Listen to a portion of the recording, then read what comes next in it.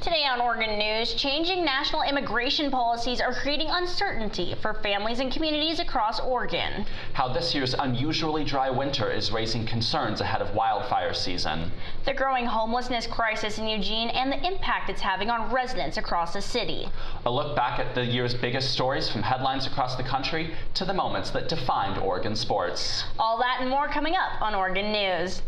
Good morning and welcome to Oregon News. I'm Ashley Davidson. And I'm Quinn Huber. Today we're taking a look at some of the biggest events and stories heard around the world. From gas prices rising nationwide to immigration issues, here's this year's news recap.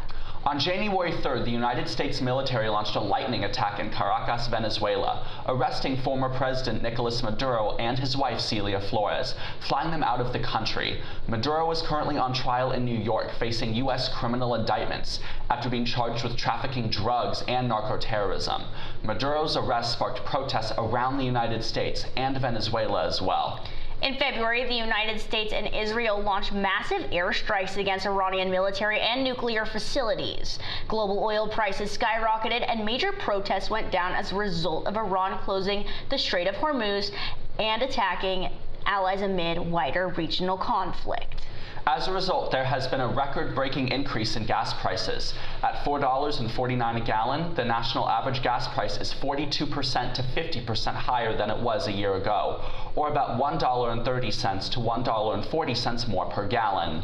And one of the biggest talked about events this year, U.S. Immigration and Customs Enforcement, more commonly known as ICE, has been expanding its workforce and carrying out a record-breaking mass deportation campaign. The agency has seen an increase in the number of agents, a record number of detentions, and heightened scrutiny about the methods and conditional custody, sparking many ICE raids and protests across the country.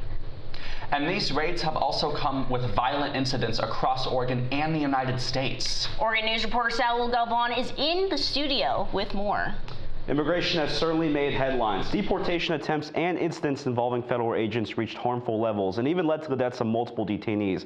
As the one-year mark of President Trump signing H.R. 1 approaches, our Oregon News team dives into how it's affected residents of Eugene and where the issue of immigration stands. We do want to warn some of the footage we are about to show may be disturbing. This video taken in July shows 18-year-old Kenny Linez, his two friends, and his mother forcibly detained by ICE agents. What y'all doing, bro? Hey, Kevin, no resiste, no resiste. Over the past year, the United States has seen an uprise in ICE-related incidents in response to President Trump's crackdown on illegal immigration. You can't be doing that. I'm from here also. Get on the ground. The message is very simple. If you come illegally into the United States, you're going to jail, or you're going back to where you came from, or perhaps even further than that. You know what that means? The aggressive tactics have not just been used on individuals with illegal status, but also on American citizens. At first I was thinking, okay, well, this happens everywhere, but seeing videos and seeing how they were getting thrown around and beat on the ground, there's 4 officers on you and you're getting punched in the back of the head, those types of things. Not just to illegal immigrants, but just people who are legal here. In January, a 37-year-old intensive care nurse, Alex Preddy, was shot and killed while being detained by federal agents in Minnesota.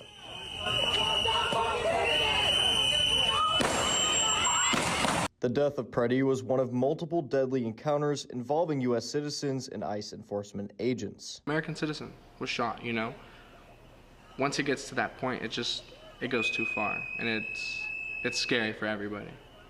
At the University of Oregon, students have experienced similar fear and events. Angel Elias Flores, a 22-year-old political science major, experienced the reality of immigration firsthand with a family friend who had been detained early in the morning on their way to work. When he got detained, he said, he mentioned the idea that there was 4 to 5 vehicles that surrounded him. They pinned him to the road.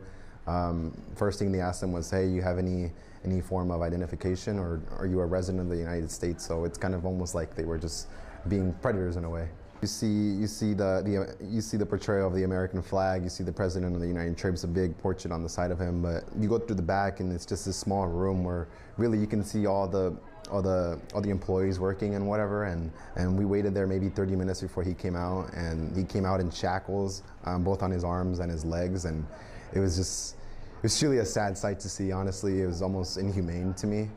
Not only have students and their families been affected by new immigration policies, but legal services across Eugene have been forced to adapt their guidance and support in an ever-shifting process. I mean, I think it's kind of like practicing law in an emergency response mode.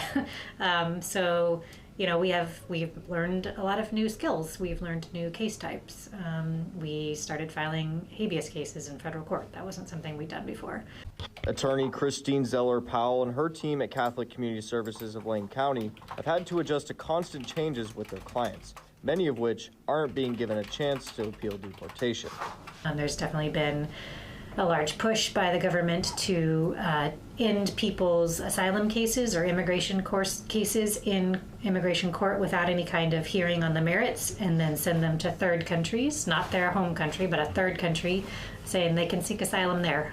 Eugene residents have repeatedly gathered outside the federal building and courthouse using protests to voice their frustration around new immigration policies.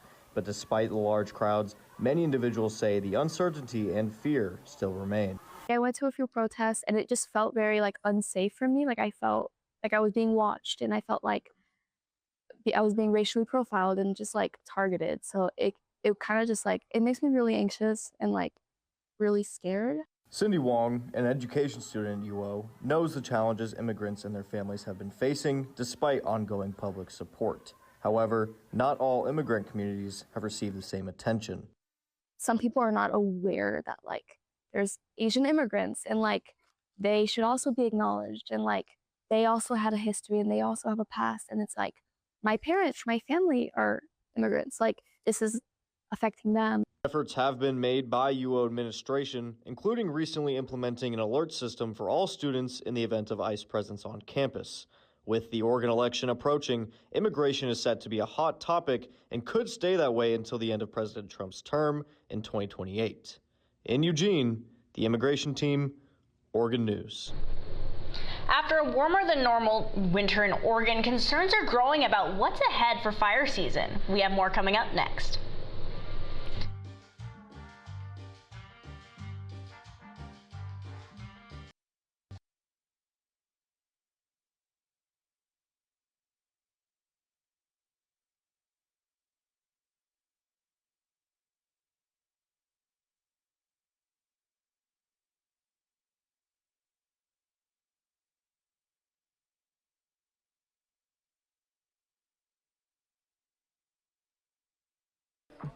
How do you know when you've made the right decision? It's the feeling you get in your gut. The one that tells you what's right or wrong. It's the one that says, sure, I can have a drink. Or the feeling that says, okay, I've been drinking. Now what? It's the voice inside you that says, I'm buzzed. Better leave the car when it's time to go. Plan ahead. Catch a sober ride. Buzz driving is drunk driving.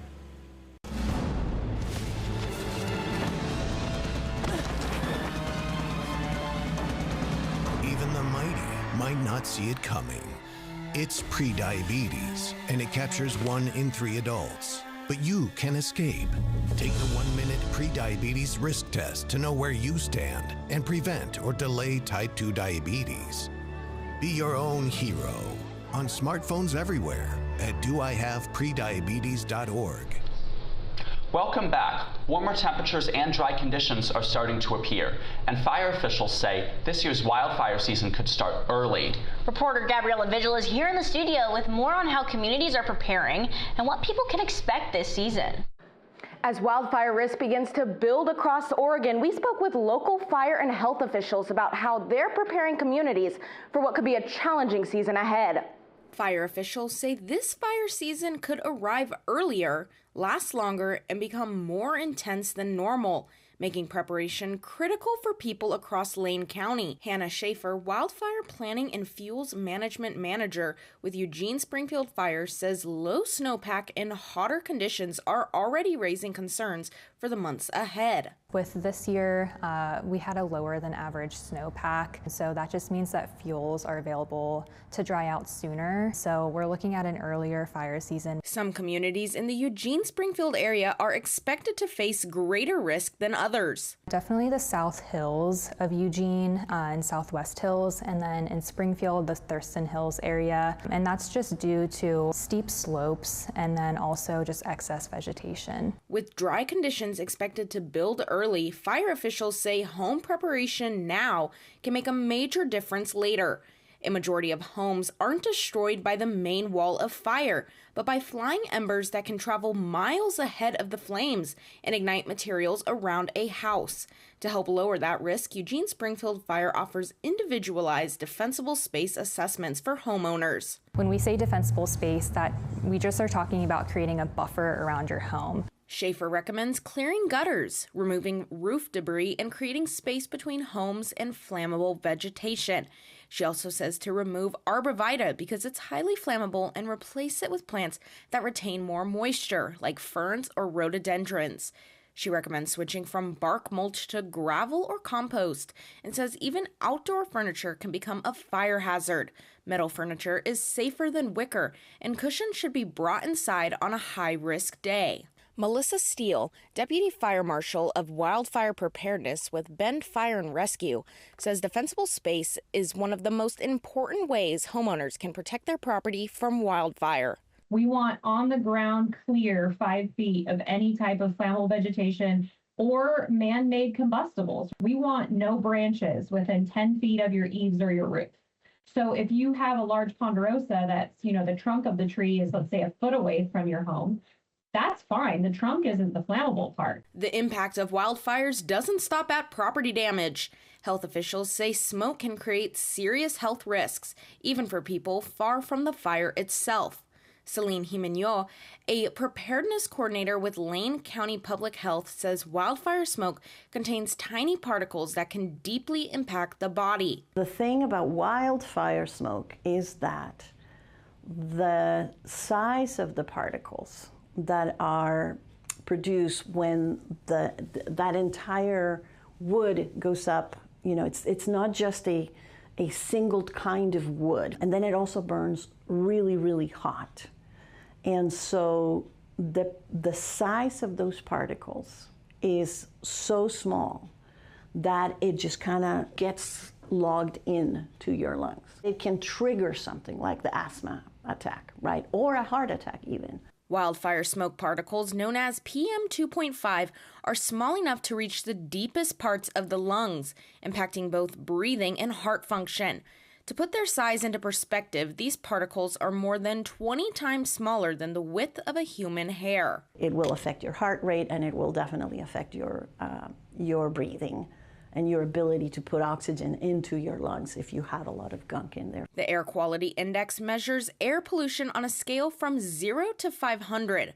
Health officials say prolonged periods of heavy smoke can create widespread health concerns across the community. When you have a day that's over 150 AQI and it stays like that overnight, for example, we are all at risk. To help during major smoke events, Lane County Public Health has worked with community organizations to open cleaner air spaces for people in need. We have done things like opening overnight cleaner air spaces to try to protect folks that are unhoused with local organizations like Egan Warming Centers. It's become less of a winter thing, and we have activations throughout the year for weather-related events. Jimenez recommends keeping windows closed when air quality is poor, limiting the opening of outside doors, and planning indoor activities for children during smoke events. If you must go outside, she says to wear an N95 mask and take frequent breaks in the cool, cleaner air spaces. She also says people can build a DIY air purifier using a box fan and air filters. And if an evacuation is ordered, Schaefer recommends having a go bag ready with medications, non-perishable food, water, chargers, clothes, pet supplies, and enough essentials to last at least 72 hours. In the event of an emergency, sign up for Lane Alerts at lanecountyor.gov to receive notifications about developments or immediate evacuations. For updates on air quality during wildfire season, visit map.purpleair.com for real-time readings in your area. With Oregon News, I'm Gabriella Vigil. Coming up, a look into Eugene's homelessness crisis and the conflicting stories surrounding it. Everyone has a ritual, that small thing that keeps us focused. A habit we never skip to clear our minds and elevate our performance. But what do you do to keep your head in the game, to drown out that self-doubt and support your mental health? Because being your best isn't just about taking care of your body. It's about taking care of your mind and your mental health. Discover the resources that you need to keep your mind focused and your mental health a priority. For decades, I've taught you everything I know. How to safely build a fire, and how to control the flames. But I can only teach wildfire prevention. Only you can prevent wildfires.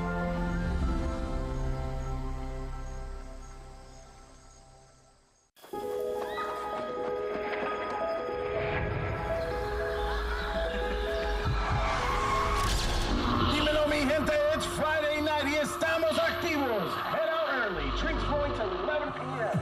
It's gonna be lit. No sé qué pasó. I didn't even drink that much.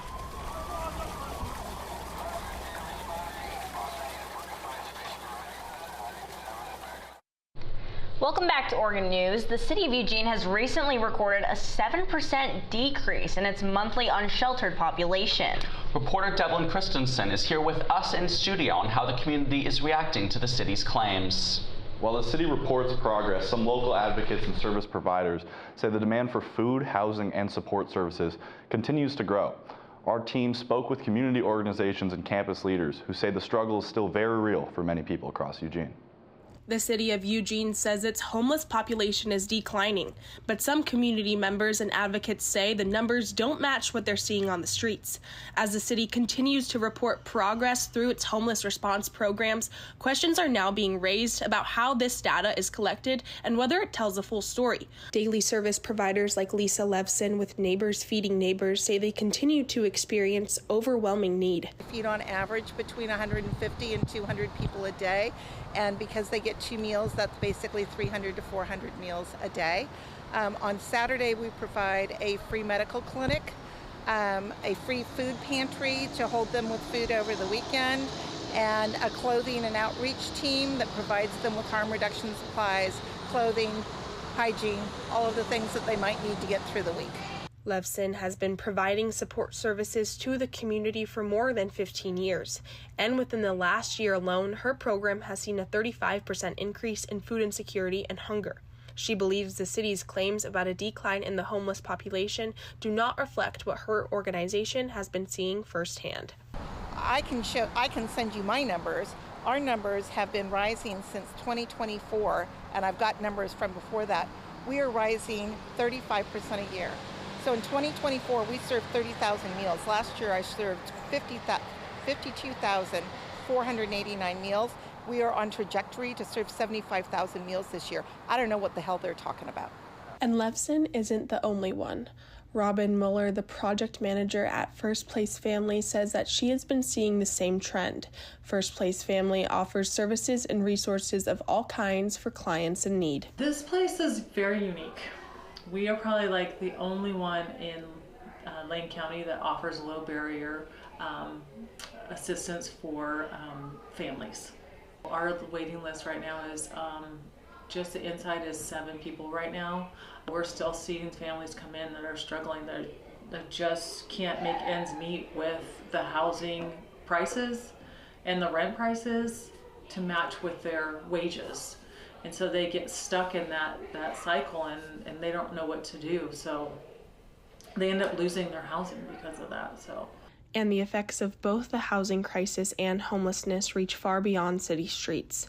According to the ASUO Secretary of Basic Needs, Braden Higley, more students are feeling the strain of housing instability and financial pressure, as low vacancy rates continue to limit affordable options. In Eugene, the average vacancy rate of like the total amount of apartments is, I believe, somewhere between 1% and 2%, and a healthy community should have about 5% vacancy rate.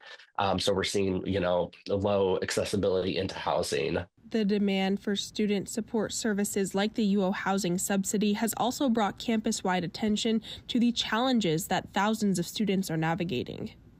For the first time in recent years, the housing subsidy actually had to close their wait list because they've ran out of money to give out. And students have had to turn to alternatives like either private loans or the Students in Crisis Fund, which is a one-time if you absolutely need it. So the rise in that is showing that housing is getting worse for students. When contacted for a comment regarding this issue, the City of Eugene declined to respond. For more information on human service programs and homelessness support, visit www.eugene-or.gov. Still ahead, a year in review of Oregon sports' biggest moments. We have more after our short break.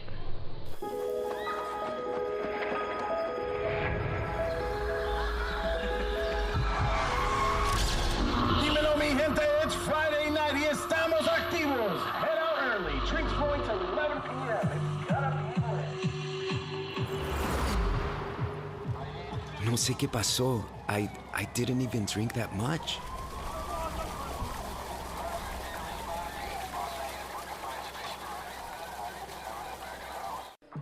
How do you know when you've made the right decision? It's the feeling you get in your gut. The one that tells you what's right or wrong. It's the one that says, sure, I can have a drink. Or the feeling that says, okay, I've been drinking. Now what? It's the voice inside you that says, I'm buzzed. Better leave the car when it's time to go. Plan ahead. Catch a sober ride. Buzz driving is drunk. There's nothing like celebrating a big play. But now, we're celebrating something bigger than sports. Love, you're mine. Love? You're mine.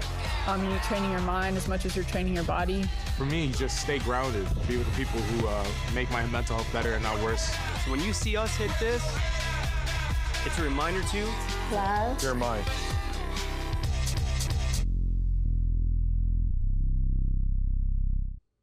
Good morning and welcome back to Oregon News. I'm Mario Nordi. And I'm Russell Tabor. It has been quite the year for Oregon athletics, and we're going to start all the way back in the fall with football.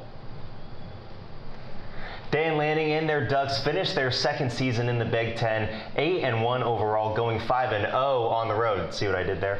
Oregon's most prominent wins were showing up to Penn State and stunning the Nittany Lions during their iconic nighttime whiteout, and Lanning's first win against the Huskies in Seattle.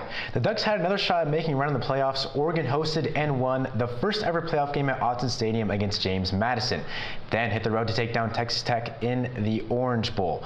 However, the Ducks were pummeled by the Indiana Hoosiers in the Peach Bowl, and as we know, the Hoosiers went on to win the national title. Here's Dan Lanning's reflection on the season as a whole. These guys have been exceptional stewards of what we want it to look like all year long, and it's gone right for us 13 times, right? Didn't go right tonight, and you can't let that overshadow.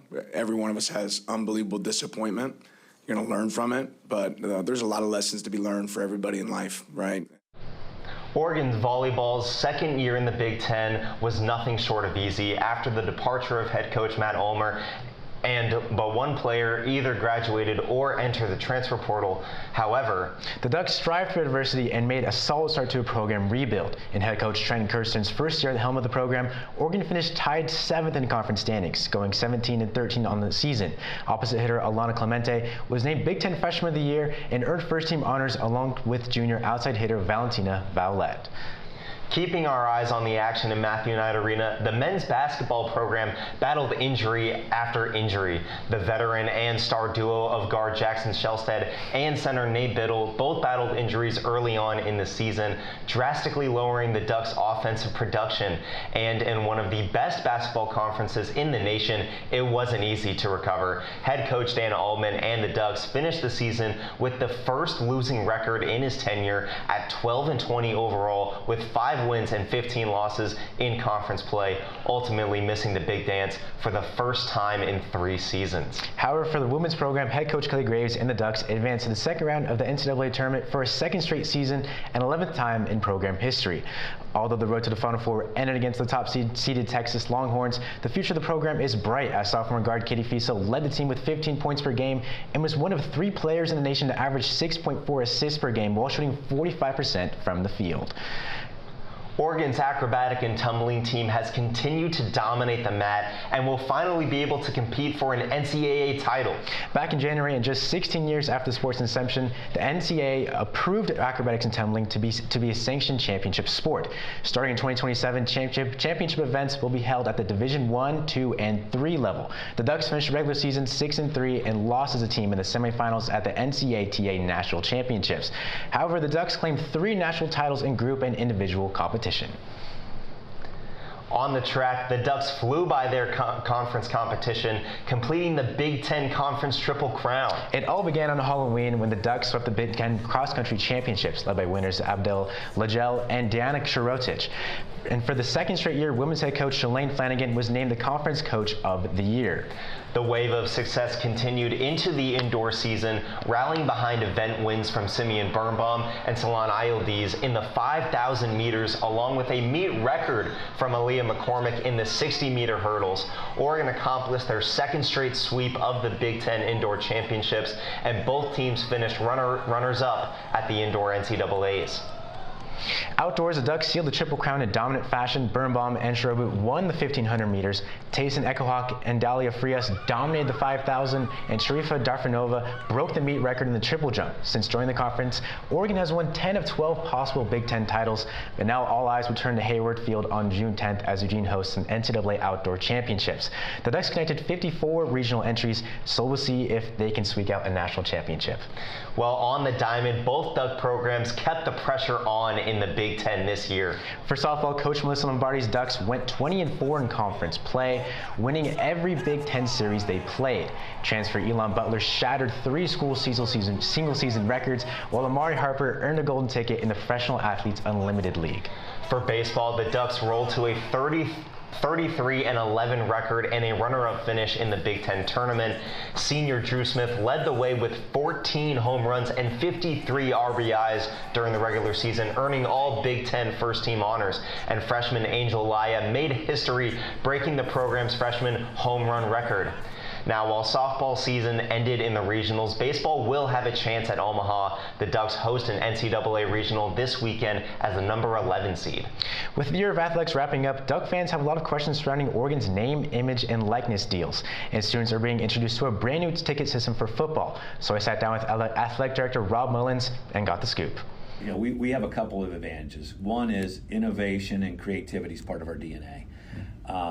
And while there are some frustrations about the consistent change that's happening, you know, as soon as you adjust to one, there's a new adjustment. You know, I think we're built for that, and we do have the mentality of, you know, you either have to adapt or get left behind. And there's a brand new student ticket system for football. Can you kind of go into the process of that? And yeah, sure. Several years ago, the ASUO decided not to, you know, participate in student tickets, so we had to pivot based on the ASUO's decision. And you know, we've been tweaking the system ever since then and taking student feedback. So again, you know, the students came to us last year, you know, wanting to make sure that we were putting some weight in the system for those who've been loyal fans for a long time. So we took their input, made some tweaks to the system, and listen, we're always looking for continuous improvement. And that student section at Autzen Stadium, Matthew Knight Arena, PK Park, the Jane, you know, that is critical to our success. It's what makes college athletics special, and it's what makes our home venue special. Commencement is almost here, and we have the schedule for those who are planning to attend graduation. More coming up next.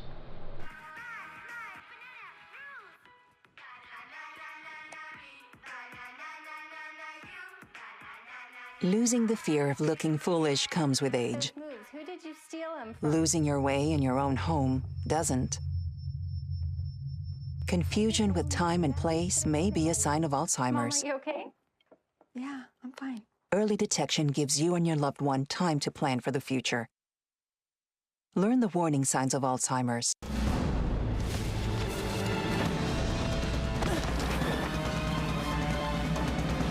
Even the mighty might not see it coming. It's prediabetes, and it captures 1 in 3 adults. But you can escape. Take the 1-minute prediabetes risk test to know where you stand and prevent or delay type 2 diabetes. Be your own hero on smartphones everywhere at doihaveprediabetes.org. For decades, I've taught you everything I know. How to safely build a fire, and how to control the flames. But I can only teach wildfire prevention. Only you can prevent wildfires.